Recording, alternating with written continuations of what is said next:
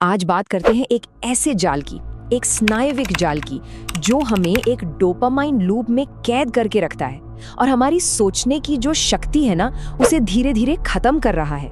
चलिए जरा गहराई से समझते हैं इसे। ये तस्वीर बहुत जानी पहचानी लगती है ना?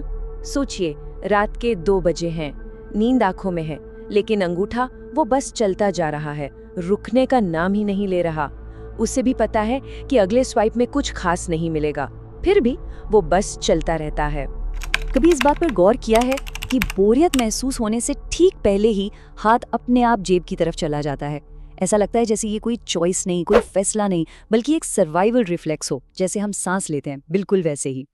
तो ये सिर्फ एक आदत का मामला नहीं है, नहीं, ये कुछ ज्यादा गहरा है। सच तो ये है कि हमारा दिमाग बोरियत से उतना नहीं डरता जितना वो खामोशी से डरता है। आइए अब इसके पीछे का विज्ञान समझते हैं।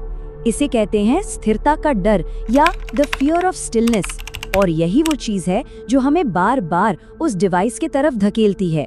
तो सवाल ये उठता है कि जब हम एकदम शांत होते हैं, कुछ नहीं कर रहे होते हैं, तो ये एक खतरे जैसा महसूस क्यों होता है? इसका जवाब पता है कहाँ है? हमारे विकास के इतिहास में।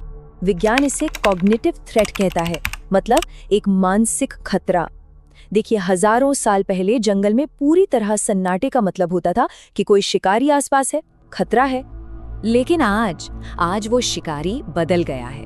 आज के दौर में सन्नाटे का मतलब है अपने ही ख्यालों का, अपने ही विचारों का सामना करना। और हमारा दिमाग ना उस बेचैनी से बचने के लिए एक शॉर्टकट लेता है। जैसे ही फोन हाथ में आता है, बोरियत का वो जो खालीपन है वो फौरन डिजिटल कचरे से भर जाता है। इसी चीज को न्यूरोलॉजिकल अवॉइडेंस कहते हैं। मतलब हम असल में खुद से ही भाग रहे हैं और फोन इसमें हमारा सबसे बड़ा मददगार बन गया है। पर इस पूरे खेल का सबसे खतरनाक हिस्सा है प्रोडक्टिविटी का भ्रम। हमारा दिमाग हमें ये यकीन दिलाता है कि हम कुछ बहुत जरूरी काम कर रहे हैं, जबकि असल में हम सिर्फ एक केमिकल लूप में, एक डोपामीन के जाल में बुरी तरह फंसे हुए हैं। पता है ये जाल इतना असरदार क्यों है? क्योंकि ये खुद को एक उपलब्धि की तरह दिखाता है।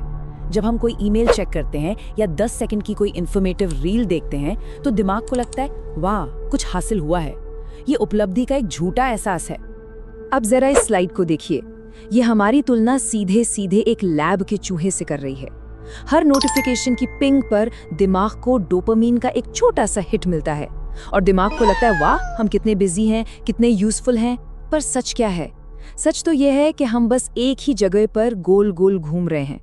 और सबसे जरूरी बात, ये जो केमिकल रिवॉर्ड सिस्टम है ना, ये उस गहरी चिंता को दबा देता है जो हमें बताती है कि असल में कुछ भी प्रोडक्टिव नहीं हो रहा। सीधी सी बात है, हम डोपामाइन की एक छोटी सी डोज के लिए अपनी मानसिक स्पष्टता, अपनी मेंटल क्लैरिटी को बेच रहे हैं।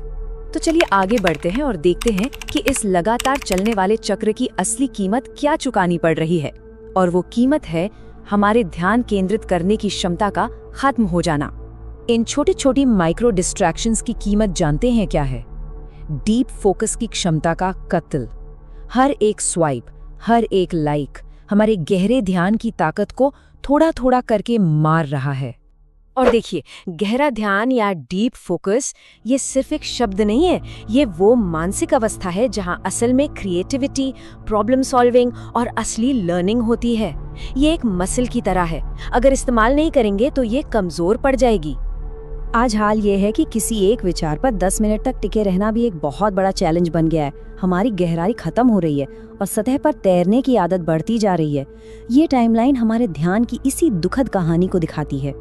और ये सिर्फ एक व्यक्तिगत समस्या नहीं रह गई है, नहीं, ये एक सामाजिक संकट है। क्योंकि जो समाज गहराई से सोच नहीं सकता, वो कभी बड़ी समस्याओं को हल नहीं कर सकता, वो कभी बड़े बदलाव नहीं ला सकता। हमें लगता है कि हम इस स्मार्टफोन के मालिक हैं, हम इसे कंट्रोल करते हैं, पर सच तो ये है कि हमारी आदतें एक बिल्कुल अलग कहानी बताती हैं। हम इसके सबसे वफादार गुलाम बन चुके हैं। तो अब एक छोटा सा टेस्ट करते हैं। ये जो पूरी बातचीत है, ये सिर्फ जानकारी देने के लिए नहीं है, बल्कि अपने ही व्यवहार पर सोचने के लिए मजबूर करने के लिए है। इस विश्लेषण के खत्म होते ही, जैसे ही स्क्रीन लॉक होगी, एक अजीब सी बेचैनी महसूस हो सकती है। हाथ अपने आप फिर से किसी और ऐप की तरफ बढ़ेगा। बस उसी पल में रुकना है और बस खुद से एक सवाल पूछना है कि फोन उठाने का वो जो एक्शन था, क्या वो सच में एक सोचा समझा फैसला था या बस दिमाग की एक मजबूरी थी, एक न्यूरोलॉजिकल कंपल्शन? दूसरे शब्दों में कहें तो क्या फोन उठाने वाला एक इंसान है या फिर ये बस एक दिमाग है जो अपनी ही खामोशी से डरकर भाग रहा है? ईमानदारी से सोचने वाली बात है कि आज दिन भर में कितनी बार फोन बिना किसी असली वजह के अनलॉक हुआ, सिर्फ इसलिए कि 5 मिनट भी शांत नहीं बैठा गया। ये एक मुश्किल सवाल है, पर इसका जवाब जानना बेहद जरूरी है, क्योंकि अंधेरा गहरा है और जागना जरूरी है।